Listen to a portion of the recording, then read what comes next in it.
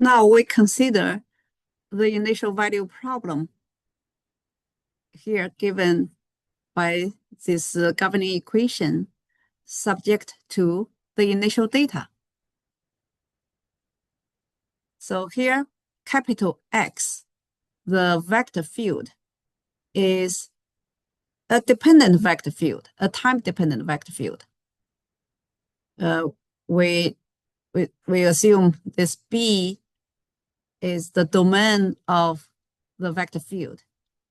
So X maps B to Rn. And since capital X, the vector field is time dependent, so this B is actually, okay, let's assume it is an open set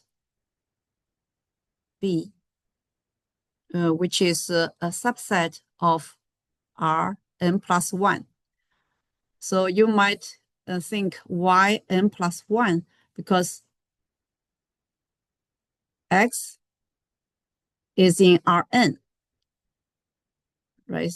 This is a system of n equations. So X is a vector valued function. So X is Rn. And together with the T variable, so the domain for the vector field is an open set that is a subset of Rn plus 1, considering the T. So in order to have the uniqueness and existence of the solution of this problem, then we need to require the vector field X to satisfy some conditions.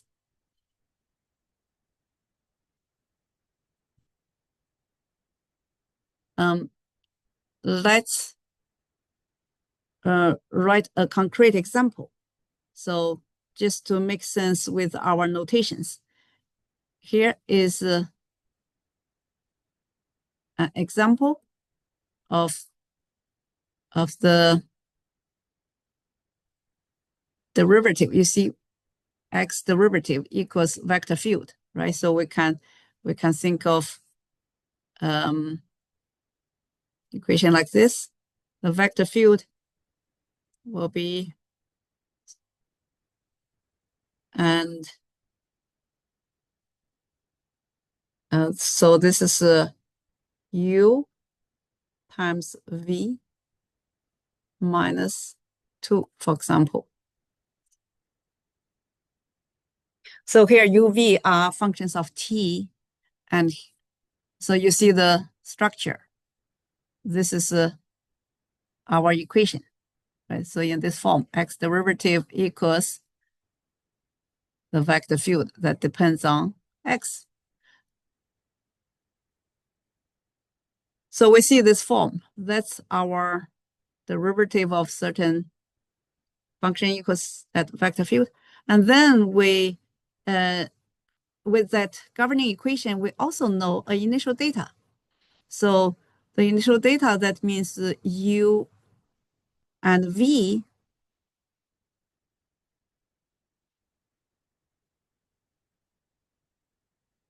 at a certain T, the value of UV is given. So let's assume U at 0, V at 0, given as -1, 1. So this is an initial value problem.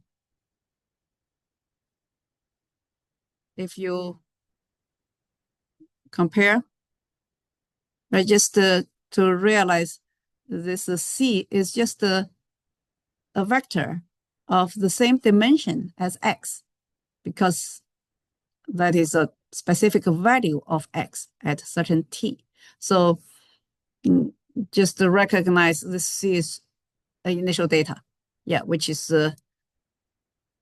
value of x at a given time.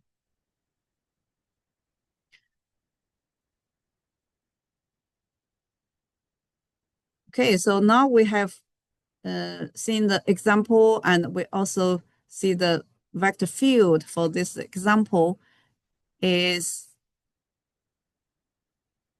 this. That's our capital X, the vector field. So this vector field, in this example, it is not time dependent. But in our today's discussion, we will assume it's a general case. It can be time dependent.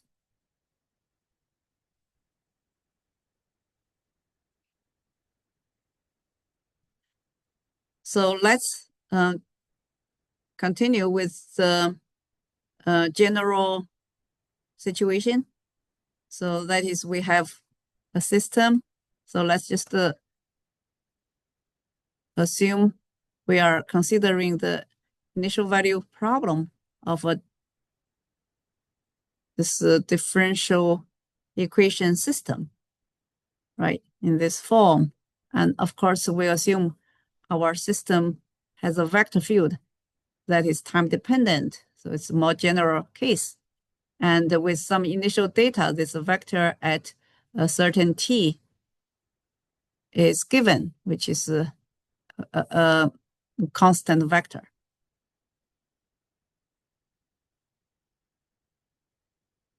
So that's the general case we're considering. So that's the initial value problem. And we want to talk about the existence and uniqueness of a solution. So then, but with the problem, we want to see its integral form.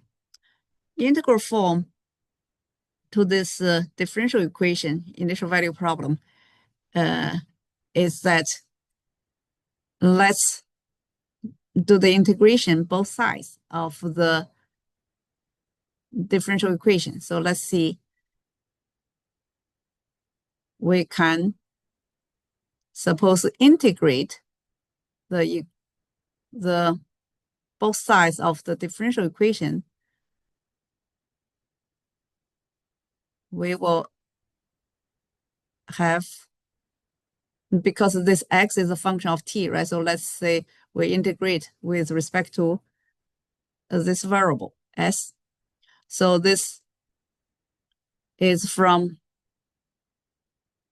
the initial time t naught to a certain t. So here's a t. And then the right-hand side, that vector field, also we do the integration from t naught to t. And so integration with respect to this dummy variable. So the vector field, we treat this variable originally in the equation written as t. So now we write it as s, because it is a dummy variable in the integration. So we do the integration with respect to s and over the interval from t naught to t. So after we do the integration of the equation, both sides, and then we can apply the fundamental theorem of calculus, and then we can see this left-hand side.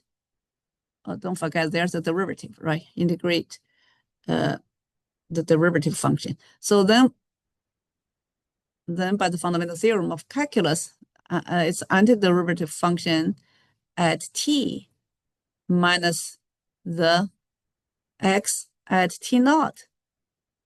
That's the left-hand side. And the right-hand side we keep as is because it depends on the capital X. So we just keep the form.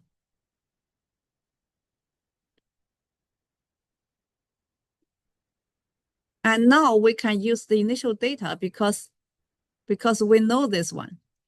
The initial data at T0. So we have this quantity, which is the initial value, which is given. So let's put C there because this quantity is given. That is initial data. So we can write it as C.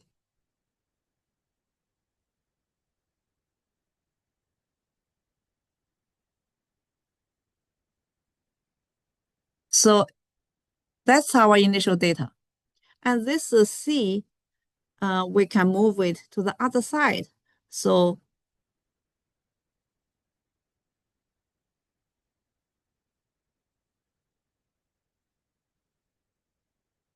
the X will satisfy C plus that integral of the vector field with respect to S over the interval from T0 to T. So now let's compare these two. So we see from the differential equation, we arrived at an integral equation. Yes, from differential equation, we arrived at an integral equation. But comparing differential equation, we have the governing equation with the initial data, right? So we have two things, governing equation, which is involving derivative, and initial data that the solution curve should satisfy. But now in the integral form, we have one equation. Yeah, so we already used the initial data in this step. So two things are becoming one. So they're part of this one equation. So, and with the integral equation, we want to see, can we get the differential equation? So from differential equation with the initial data, we can get the integral equation. But from the integral equation, can we arrive at the differential equation? Yes, if we take a derivative, right? Suppose, yeah, so we get this integral form, and if we differentiate the integral equation, you will get, yeah, so after you differentiate, still applying the fundamental theorem of calculus, we can get x derivative equals the right-hand side, the capital X at t. So yes, we get this one. And also for the integral equation, if we want to check, do we have the initial data? So yes, if we use the T0 here, I want to evaluate this X that satisfies the integral equation. So if my X at T0, do I get C? So I put T0 here, and I need to evaluate this function at T0. And then this part will be gone, right? And then we get C. So the initial data is also satisfied. So we can see that from integral equation, we can also get differential equation satisfying the initial data. So we just verified that this two different forms are equivalent. Yeah. So let's circle the two different forms. So this is the first one, that's the differential equation initial value problem. And here, converted into the integral form here. So they are equivalent. This integral form, let's take advantage of the integral form because everything in one equation. So we now have only one equation.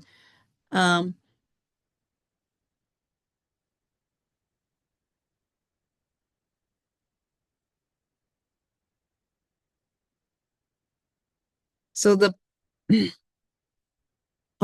let's look at the integral form and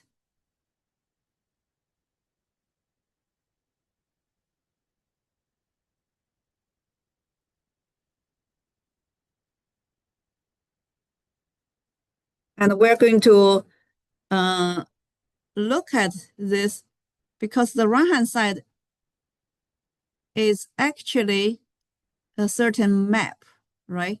So we can view this as x is this function. The right-hand side, it is a mapping on x.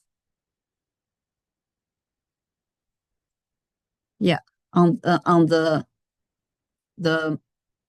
solution curve. So we don't have to always write parentheses t, right? Let's simplify our notation to see that structure really well.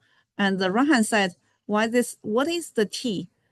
And t is this mapping, the c plus integral. So you see, if you have a curve x, you use that curve as input, you will get a new curve, right? This t is this specifically defined, which is the right-hand side on x. So let's give a concrete t, just write it out. So if our t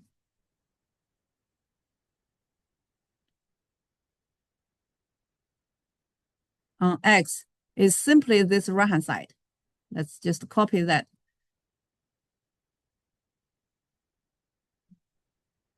That is, whenever you have x and you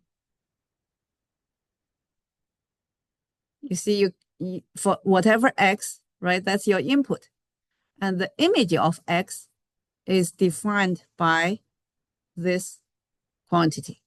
So the image of x, that's after the t on x, you get this image. So here we have we can look at the integral equation. Integral equation here as x equals tx. So the solution x is just a fixed point of the mapping t. Yeah, so the t is that integral mapping. Okay, so now we can see our solution to the initial value problem as a fixed point of the t.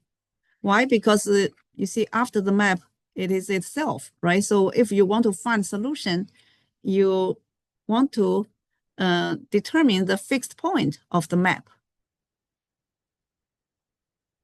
So solution will satisfy this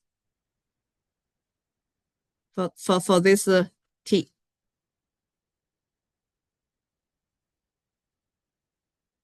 And this form is has a very good has some convenience. So because this form, we can generate iteration easily. For example, if we start with a certain function, let's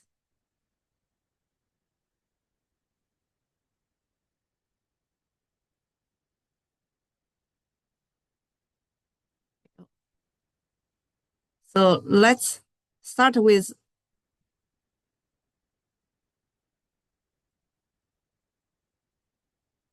this function is very convenient for iteration purpose. That is, if we let's invent a notation. For example, I choose a certain curve, beta, right? So x is a curve, beta is just the name of another curve. So suppose I start with the beta, then I apply this mapping, this map on beta, then I will get an image, but that beta is not necessarily a fixed point of t. So after this, I get a new function, which is not the same as beta, right?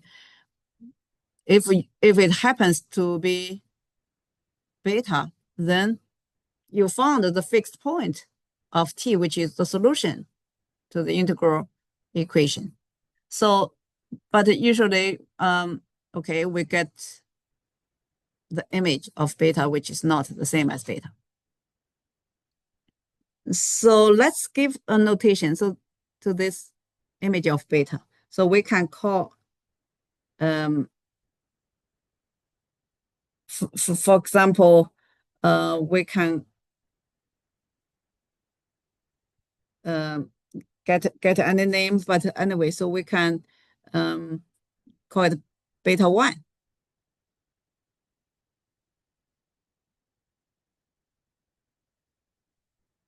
And then we can use beta 1 as input for t.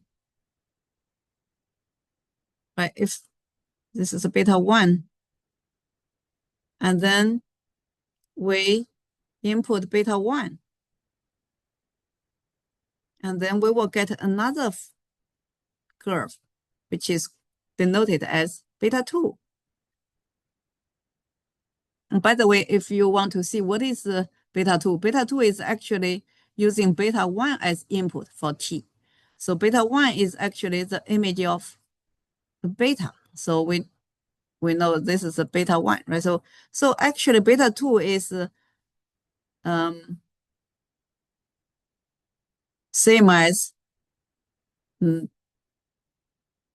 t applied twice onto beta. So then similarly, you can do the beta 3. You get apply t on beta 2, you will get beta 3. So the beta 3 will be t on this beta 2. So this is beta 2. So t on the beta 2, which is this. Okay, so we have a sequence of functions, and so we can list the sequence.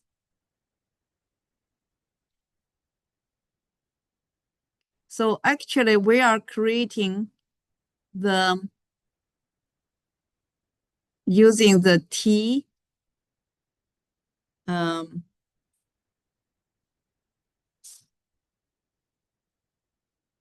using that form. So except our x is replaced with some initial function beta, which is not necessarily x. And then we start with beta. So from beta 1, we get beta 2. From beta 2, we get beta 3. So it's this iteration. So this is from beta I, we get beta I plus 1. So that sequence, and if this sequence, let's list the sequence of functions. We started with beta, and we get beta 1, beta 2, beta 3, etc. So if the sequence converges, the first beta, we can also call it beta 0, for example, just for the consistency of the notation. So the first beta, yeah, it is our initial function. We start with that, and then yeah, we can get beta 1. From beta 1, get beta 2. So here is this sequence. This sequence, like each beta, right? Suppose it is a beta I. It's simply the t applied I times on the beta,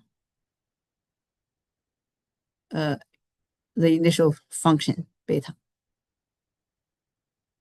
Yeah, so it is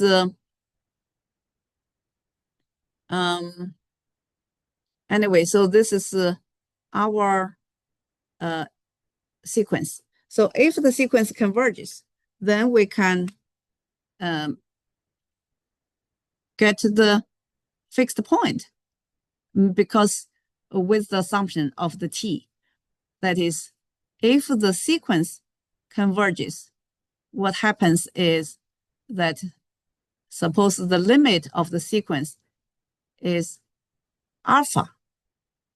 So if when I goes to infinity, the sequence goes to, the beta I goes to a certain alpha. So let's take a limit for both sides. When I goes to infinity.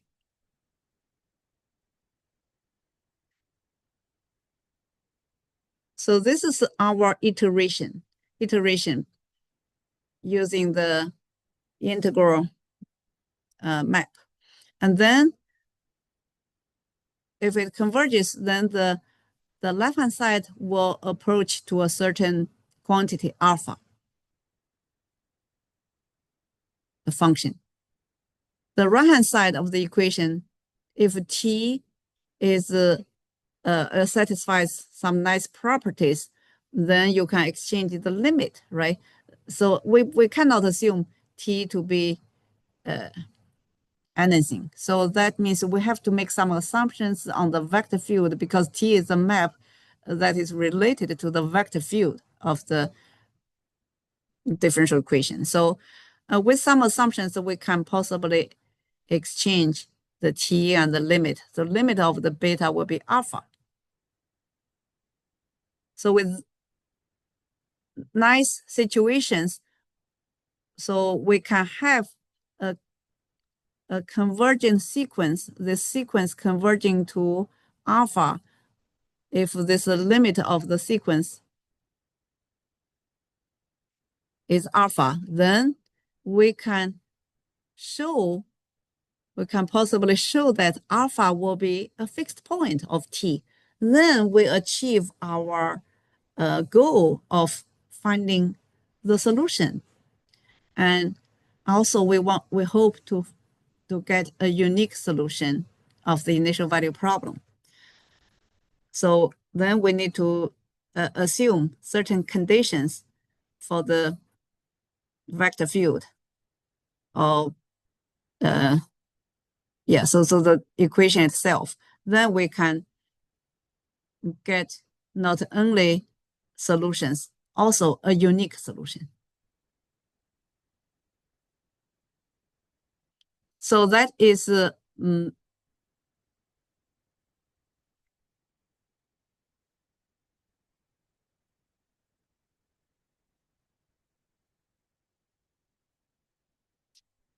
so we have a name for this iteration. There's a name for this iteration defined by this integral, this t.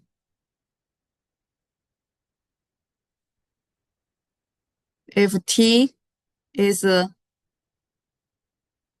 this, and this iteration, suppose you from one function to the next, so you generate a sequence.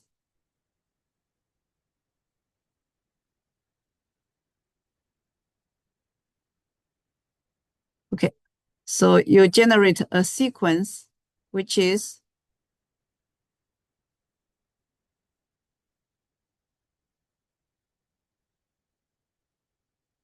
t to the I, that means after I times iterating on a certain function.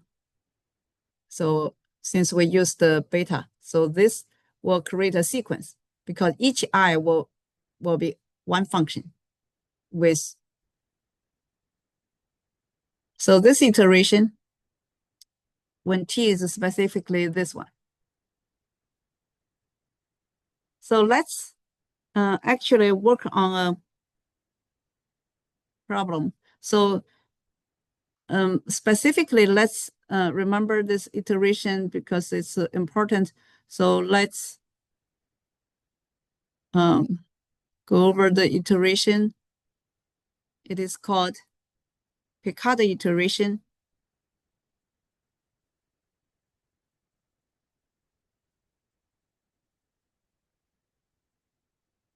So first of all, the name, Picard iteration, and the C is the set of all continuous curves, beta, from, so here, C is the notation for the set of all continuous curves.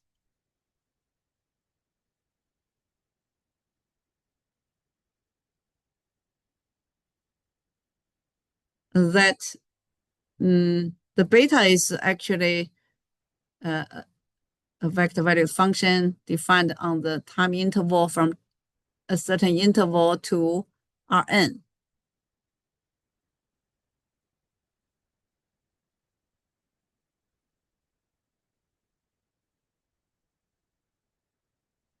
So this T, since we want to pick one curve from the set of curves, C. So that is the iteration is one curve. So that because the T is the map we're going to use for the iteration. So we pick one curve from this set, and then the image should still fall in as an element of the set. That means it maps into C.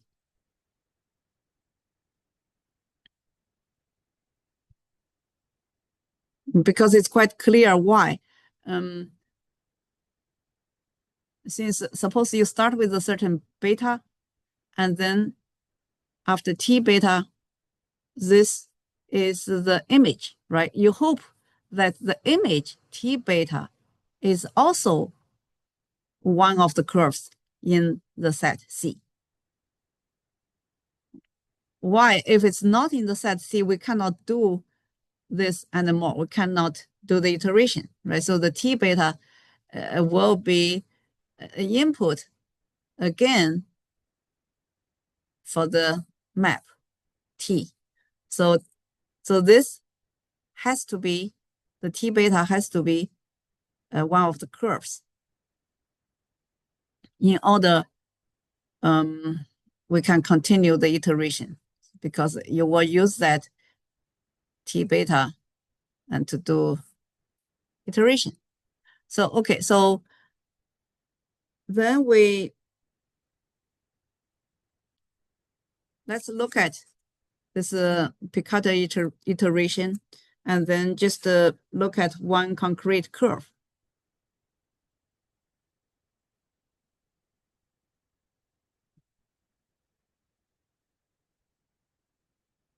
So here is the initial value problem. And actually, I think I used the U and V, just yeah, so let's use UV instead of XY. So U, V, this is V minus U, U, V minus 2. And initial data, U at 0 is -1, V at 0, so we can provide this initial data is actually -1, 1. So this is initial value problem. You see the governing equation together with the initial data. And then we want to use the integral form. So let's first of all write the t. What is the t? Recall that the t is actually equal to t on uv, right? Our x now is uv. It is equal to the c, the initial data, plus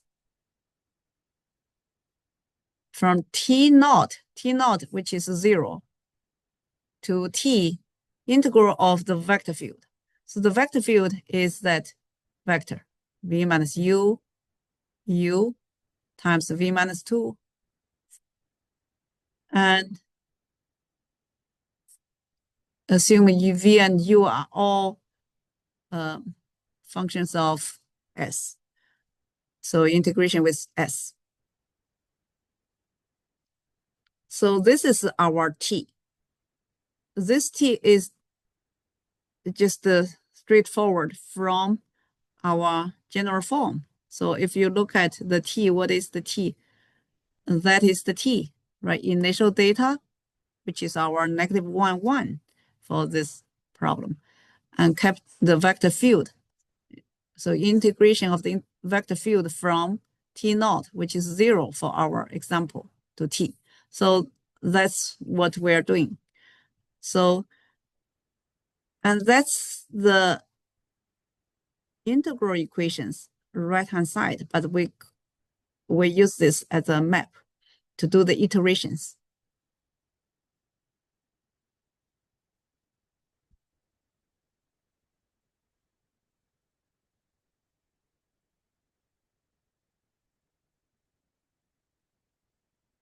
So the first time, so this is the t, and how do we create a Picard iteration?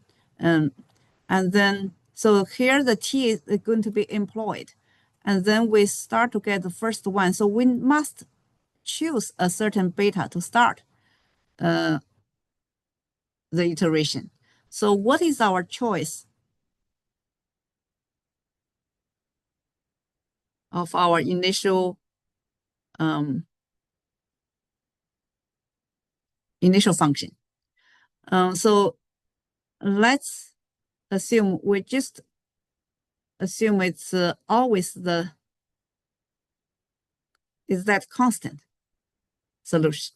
Constant is not a solution to the integral equation. But we just assume we want to use this constant function to generate a sequence. Okay, so that's our initial data. We're assuming there's such a function, just constant. Then we substitute this. So that means for this curve, our we apply the t onto this initial curve. We will get a beta 1. So that initial curve is -1, 1. So let's think, what is this initial curve? That is, you see, whatever curve you have here, the u, right now, it is -1, a constant, right? The v is +1, also a constant. So then that's our initial curve. So the input is simply now -1, 1. Okay, then what do we do? Just replace u by -1, replace v by +1, and then you will get the very specific. Yeah. So let's so this, but by the way, this part will not change. This one is a part of the map. You see -1, 1, that's the c, right? In the which it defines the t. So that don't confuse yourself. This part is just in the definition of T. So we keep that always. And then we do the 0 to T. This is 0 because which is a T naught. In our example, T naught is 0. And we're going to put our initial value for UV. The U here is -1. V is a +1. So 1 minus negative. So U is a -1. V is a +1. And that is the function we need to do integration with. So let's continue. Then we can figure out. So this part it's in the Picard iteration formula, right? This part, the beta 0, actually beta 0 only changes this part. Just see this in this map. This part will affect this.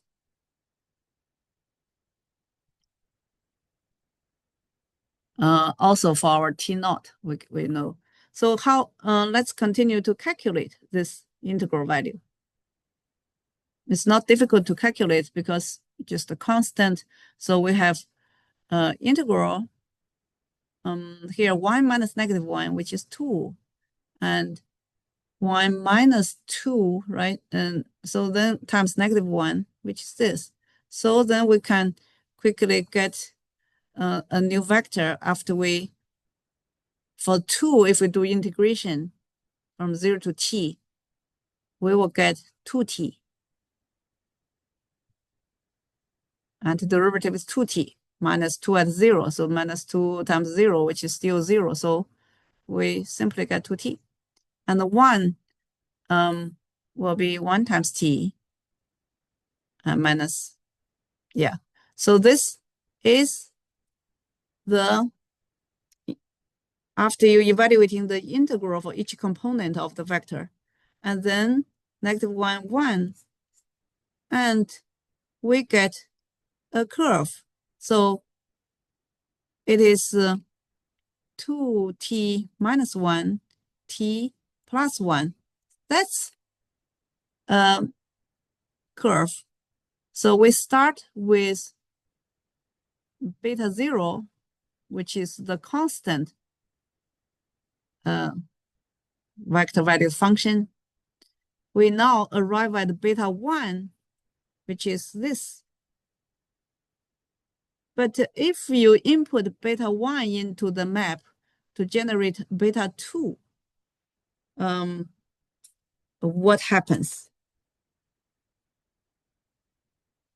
We can try one more step just to see how to generate a sequence of functions.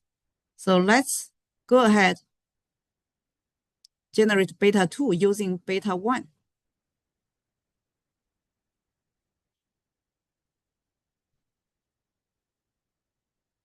So beta 2 is t beta 1. And remember the t has that c, right? That's the initial data. We know the c is integral from t0 to t. Here, our t0 is 0 in this problem. So we put a 0. And this is a vector field. Vector field,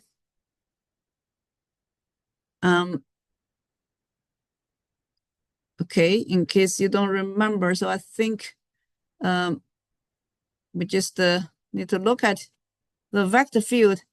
You see, it is this v minus u times v minus 2. Okay, that's the vector field. So let's remember that v minus u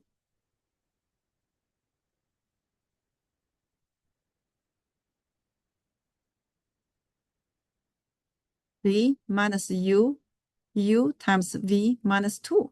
But be careful. So we should think of what is v, what is u. That is when you do the TUV, right? That's the map. So for this particular problem, so from z0t, then you do this. V minus u times v minus 2 and ds.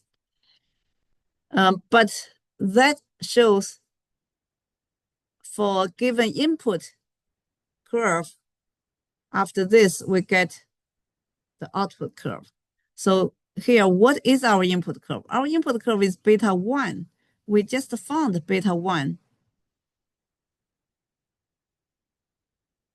So our beta 1, the u is the first component of beta 1. The v is just the second component of beta 1. So let's use that. So that's our beta 1. uv for beta 1 should be 2t minus 1, t plus 1. So that means whenever you see u, you replace it with 2t minus 1. So we're going to replace this u with 2t minus 1. Yeah. And v with t plus 1. So you see this t plus 1 will be replacing the v. Okay, now let's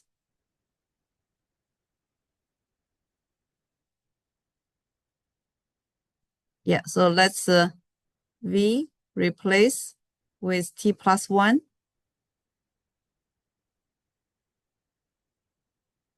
And u replace with 2t minus 1.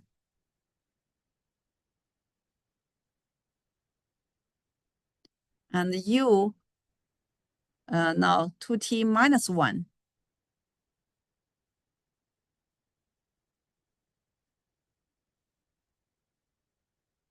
And v again with t plus 1. So we replace t plus 1. Okay, now it is more concrete. And then do the ds. That means, of course, you can do dt, right? So, but this t is really a dummy variable. So for us, the s corresponding to this t, which is a double variable, dummy variable. So you can do dt, but in order not to be confused with this t, so we recognize this t here, dt, that's dummy variable. So we can that's why we choose to use a different letter. So just be aware, we use, for example, s, right? So now it's just a matter of adopting a different letter for this dummy variable. Okay, so I'm going to replace it so you know why. So replace each t with s.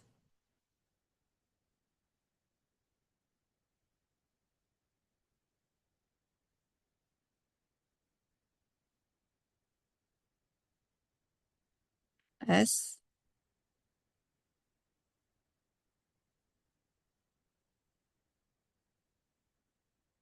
ds. Okay, so now we are ready to do the integration. So you see this is just a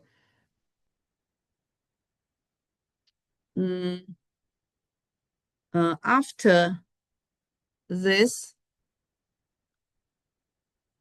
Okay, so what is beta 2? Now we continue to do the integration. Then we will have the beta 2, because you see, because this is a product, you will get s squared. So s squared, if you do integration, you will get cube. So actually, the beta 2 already a third degree polynomial vector value function. So we can actually, after you do the calculation, the first component is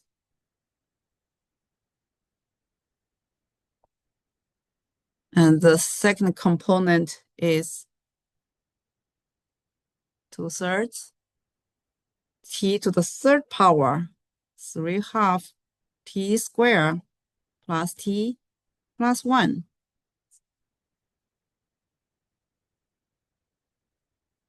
Yeah, so it is because this vector field, see, there's a product of UV, so it's nonlinear. So this beta 2, you see, increased the degree in that way. So we can see, if you want to visualize, you can actually try to imagine our first, what is beta 0? Beta 0 is just a constant, right? Beta 0 is a constant. Then what is beta 1? So let's just draw with a concept. Suppose this is in a higher dimensional. Okay, so let's say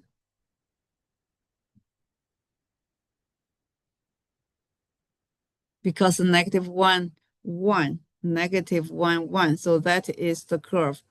I will show it. That's our U and V initial curve, right? So that's our beta 0. So if it's something like this, and then what is our beta 1? And beta 1, we found it here. This is our beta 1. So we can just symbolically draw it. It's definitely not accurate in any sense, but we can visualize if this is our initial curve, and then after one time iteration, we get beta 1, for example,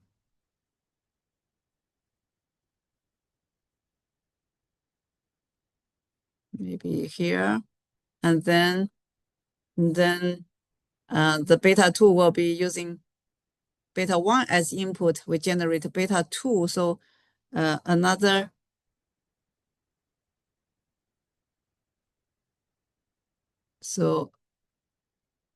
second time we can get a beta 2 and etc. So why do they share one point? Because each beta satisfying the initial data. So they all pass through that point, because let's assuming when t is 0, right? This part will be gone for whichever beta. So for example, then the beta 2 will have to pass that point. That means when t is 0. So similarly, for beta 1, it is also true, because we have this term when t is 0, and the beta 1 also will pass through that point, initial point.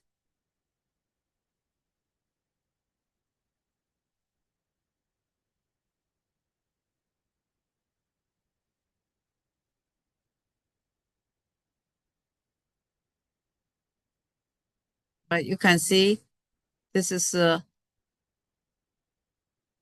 when t is 0, this part is gone, and then this beta 1 will pass through this point when t is 0.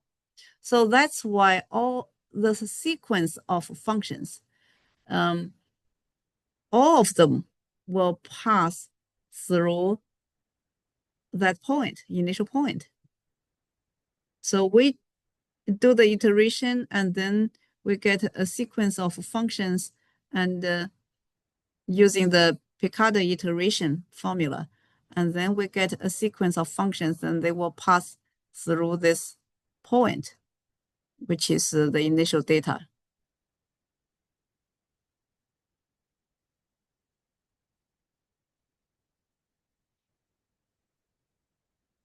So this is just a preview about the major structure and how we study this problem using an integral form.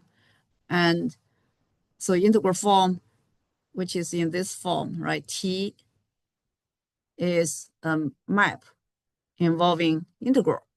So this form has the convenience of incorporating initial data, and the equations, they're equivalent. So you see how nice and simple the integral form is. It is convenient, and we can easily generate sequence, right? To start with a beta to get a sequence of functions. So eventually, if we can find fixed point of the map T, then that's the solution. If the fixed point is unique, then that's the unique solution to this problem. So we also see that in order to guarantee we have existence and uniqueness of a solution to this problem, we must assume some nice properties of the problem. Yeah, so like the vector field, and yeah, so we need to discuss the conditions in order to guarantee a unique solution to the initial value problem. So that would be the theorem called existence and uniqueness theorem for the initial value problem.